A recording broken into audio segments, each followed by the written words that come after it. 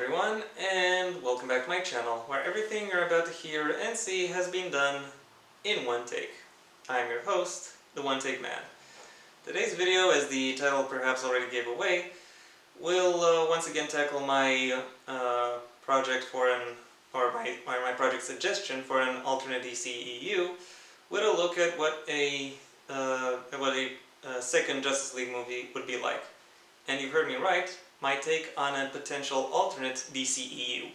So this video isn't about a sequel to any of the cuts of the live-action Justice League movie that have been released in the past few years.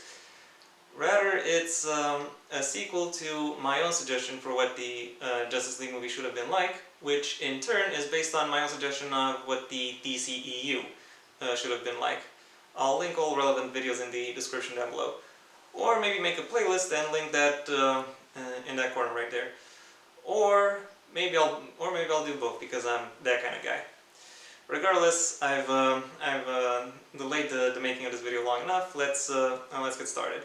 The movie will start with Wonder Woman and Aquaman in Atlantis. These two have been conspicuously absent throughout most of Phase 2, so it makes sense that they start out this movie. So why is Wonder Woman in Atlantis? Well, for a very simple reason. She's been thinking about maybe revealing Themyscira to man's world, and potentially even integrating it by having it become a member of the UN and all of its associated organizations. And she is thinking that maybe an alliance with Atlantis will help her within these integration efforts. As the relevant negotiations are coming to a close, Atlantis itself will be attacked by spindly, white-skinned aliens. The forces of Atlantis quickly mount defensive actions against the invaders, and they will be led by Wonder Woman and Aquaman. After they have some initial defensive success, it is revealed that Themyscira is also attacked. So Wonder Woman decides to go to her home country and defend that.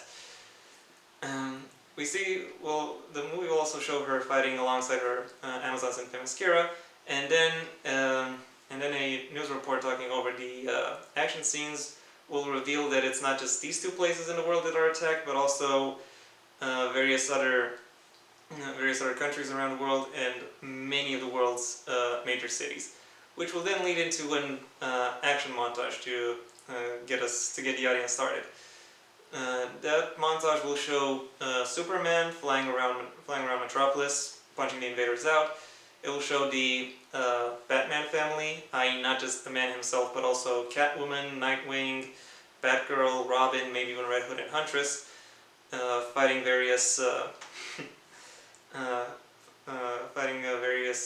invaders as they've arrived in Gotham.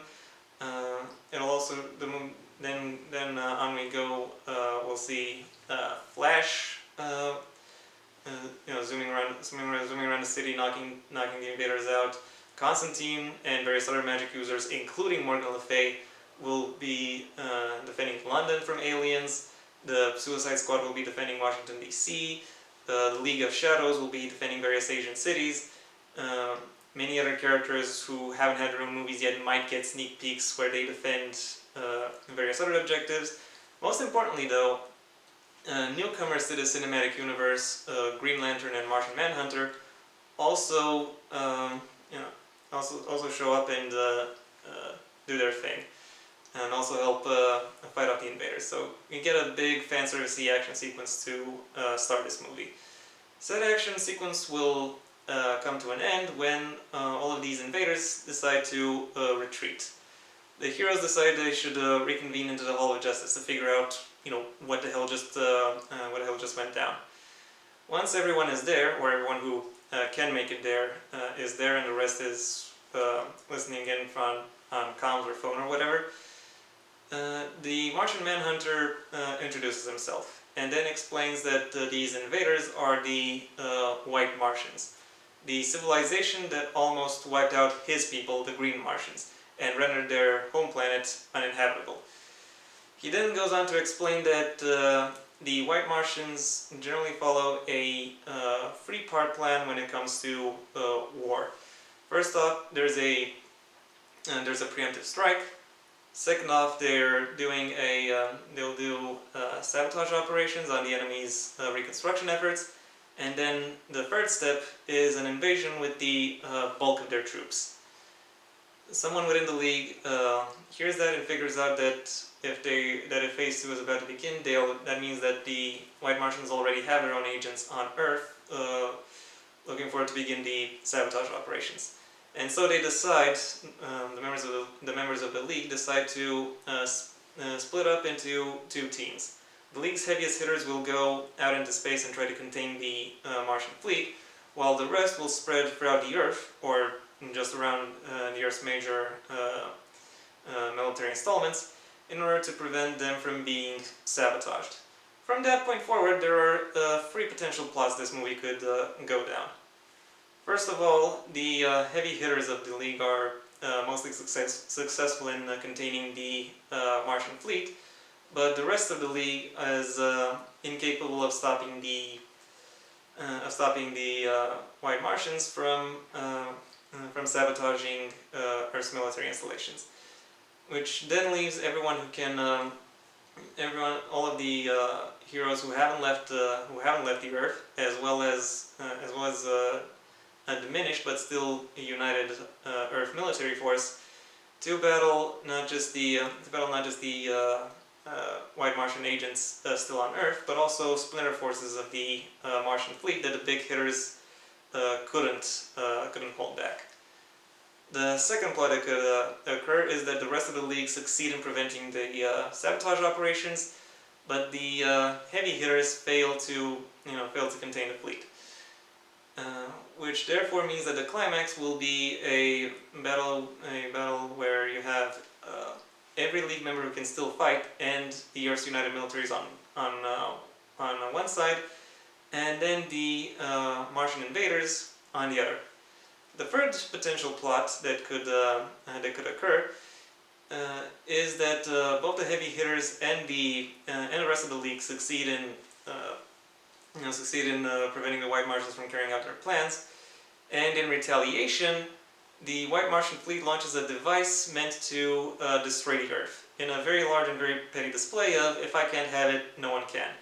And yes, I said device, not bomb, because this device won't just make the Earth blow up, it'll, I don't know, do something else, maybe slowly tear it apart or turn it into something else, or render it uninhabitable, something like that. And of course, the heroes decide to launch containment efforts and pull together their powers, insight, and knowledge in order to stop the device from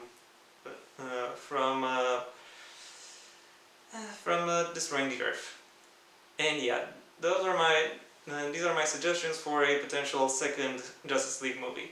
Sorry if it's a little bit bare bones. A lot of the details regarding what would make this movie work would have to be settled in the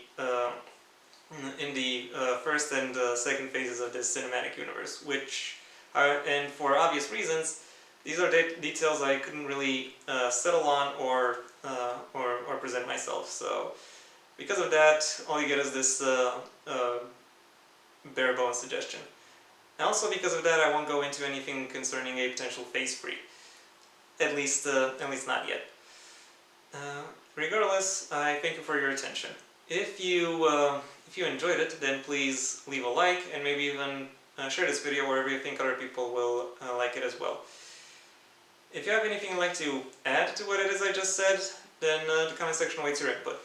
And if you want to see when my next video gets released, then please subscribe.